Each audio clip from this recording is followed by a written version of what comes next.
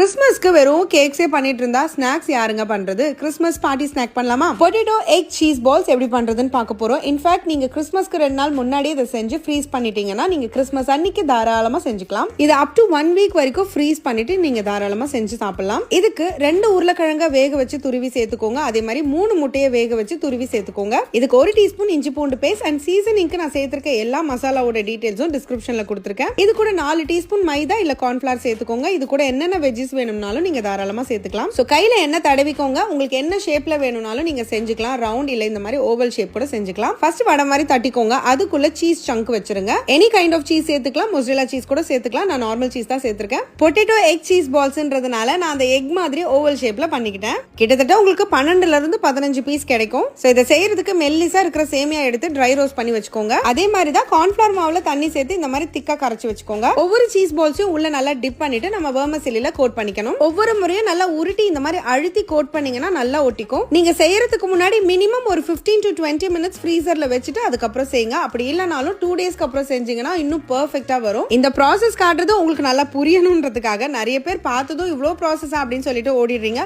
But கண்டிப்பா try பண்ணி பாருங்க. You gonna love it. So நல்ல சூடான எண்ணெயில பொரிச்சு எடுத்துக்கோங்க. இந்த சைடு அந்த சைடு 4 நிமிஷம் கிட்டத்தட்ட 7 to 8 மினிட்ஸ் ஆகும் ரெடி ஆகி வர்றதுக்கு. அண்ட் செஞ்சதும் உடனே சர்வ் பண்ணுங்க. இல்லனா ஒரு half an hour அப்புறம் சாகி ஆயிடும். இல்லனா செஞ்சு வச்சுட்டு மறுபடியும் டபுள் ஃப்ரை பண்ணீங்கன்னா கிறிஸ்பியா இருக்கும். சோ ட்ரை பண்ணும்போது மறக்காம ஸ்டவ்வோட சமைக்கும் போது கொஞ்சம் லவ்வோட சமைச்சீங்கன்னா சுமாரா இருக்கிற சமையல் கூட சூப்பரா இருக்கும். எப்படி?